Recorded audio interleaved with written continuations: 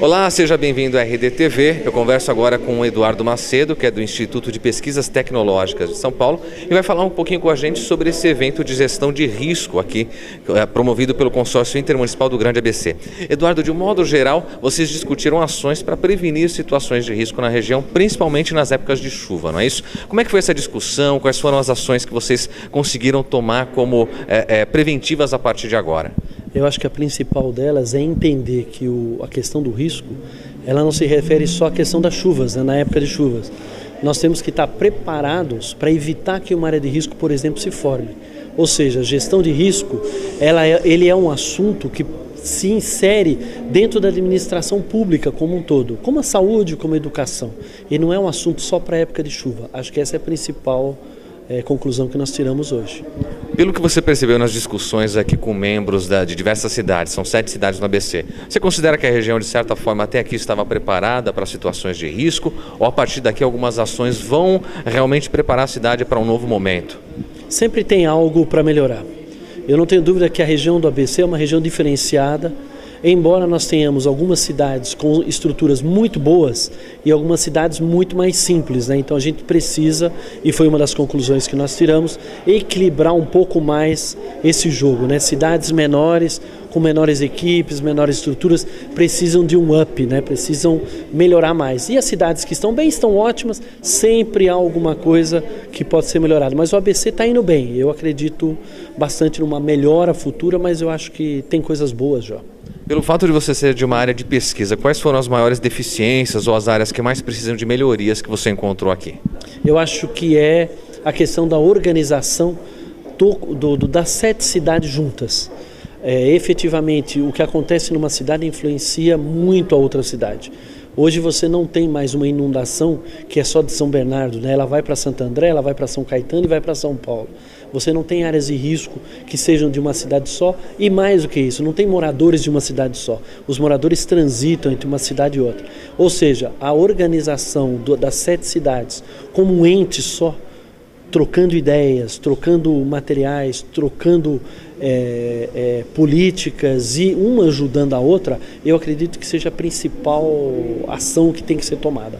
Para a gente encerrar com você, Eduardo, eu queria que você deixasse para a gente, de certa forma, os passos práticos, né, a lição de casa que cada cidade vai tomar a partir de agora, nesse projeto de união aí promovido pelo consórcio, para tentar melhorar essa questão de gestão de risco em nossa região. Olha, um dos assuntos mais importantes é a questão dos mapeamentos de áreas de risco. Algumas cidades estão realizando, inclusive com o IPT, nós fizemos Mauá o ano passado, terminamos agora Rio Grande da Serra e vamos iniciar Ribeirão Pires e Santo André esse ano ainda. Diadema e São Bernardo já estão prontos. Ou seja, esse é o primeiro passo. E esse ano aqui está dedicado principalmente a nós termos todo esse material. Outros passos têm que ser dados também. Então, por exemplo, todos esses materiais ou todas as informações que nós temos dentro do consórcio, dentro das cidades, tem que ser mais públicos, né? Ou seja, ele tem que ser disponibilizado não só para as cidades, para todas as cidades, mas também para o público em geral, para a sociedade em geral, para que ela conheça os seus problemas, para que ela possa atuar, porque afinal de contas o cidadão é o nosso cliente final, é para ele que nós trabalhamos, é a vida dele que a gente quer tornar melhor aqui no ABC. Eu converso agora com Paulo Fernandes, que é do Instituto Geológico da Secretaria Estadual do Meio Ambiente e também participou falando sobre a questão de transporte nesse evento. Paulo, sobre essa questão de transportes, que é extremamente importante no gerenciamento de risco, quais foram as conclusões a partir desse encontro? Bom, inicialmente eu fiz uma indução ao grupo que iria discutir a questão da mobilidade urbana no ABC. Então apresentei alguns aspectos da gestão de risco aplicada especificamente ao setor do transporte. Depois, no trabalho de grupo, a gente teve a oportunidade de, em poucos minutos, identificar que tipos de situações de risco, situações adversas, principais que aquele grupo vislumbrava, que eles identificavam aqui no ABC. Depois, colocamos assim, que limitações para a gestão de risco existiam, que oportunidades se via no trabalho, na visão integrada que o consórcio propicia. E, finalmente, sugestões práticas. Foram identificados 2 problemas. A questão da ferrovia, ela historicamente ela é assentada na linha de drenagem do rio Tamanduateí. O processo de evolução histórico e econômico do ABC foi em torno dessa ferrovia, mas ao mesmo tempo ela representa uma barreira ao fluxo hidrodinâmico da água, tem muito problema de inundação. Então foram feitas algumas propostas por esse grupo de como solucionar o problema. A visão integrada, o consórcio tem muito mais voz, porque a ferrovia é de jurisdição federal, então 7 municípios conseguem falar melhor do que um apenas, então isso é visto como uma oportunidade. E além disso eles foram identificados os problemas do Ribeirão dos Couros na travessia com Anchieta. E para isso foram feitas algumas propostas de reorganização da drenagem, bacias de amortecimento e algumas soluções muito interessantes. O grupo foi muito bem sucedido nesse trabalho. Essa questão da Anchieta é bem pontual, porque o motorista que vem de São Paulo para ABC sofre, ou mesmo para a Baixada Santista, não só para ABC, sofre muito nas épocas de chuva com isso. E me parece mais tranquilo de se resolver do que a questão dos trens, que afeta muito mais gente, pelo fato de ser um transporte coletivo. Para essa questão dos trens, quais são as soluções que vocês conseguiram apontar nesse encontro? Olha, o grupo propôs claramente uma solução integrada, que seria de repensar, porque existe uma ação do governo federal de modernização da estrutura ferroviária, então o ambiente é favorável a isso sim, é uma ferrovia de trajeto antigo, de especificações técnicas, vamos dizer, já ultrapassadas, e isso pode ser revisto. Seria o alteamento do trajeto acompanhado de uma reorganização da drenagem urbana dos municípios. Um projeto que precisa ser bem pensado, bem discutido. A ferrovia, na visão dos participantes, terá uma demanda maior no transporte de carga pelo projeto do Porto Seco, em São Caetano do Sul. Vai ter uma maior circulação de mercadorias. Então, essa modernização do trecho, já prevendo a questão dos riscos e da drenagem urbana, pode ser contemplada e é um momento oportuno e as soluções apresentadas são plausíveis sim. Tem uma outra questão, que, aproveitando você que discutiu essa questão de transporte, que é muito importante, que é todo o traçado da Avenida do Estado, que vai de encontro realmente com a margem do rio Tamanduateí, e que faz Santo André sempre ter problemas com alagamentos, assim como a cidade de Mauá. Isso também foi tema, foi abordado, existe alguma solução que é palpável daquilo que vocês conversaram sobre esse assunto? Bom, o problema específico da Avenida do Estado acabou sendo abordado durante o evento. O grupo não teve esse tempo de discutir especificamente isso, mas seguramente o problema é porque a via está na várzea do Tamanduateí.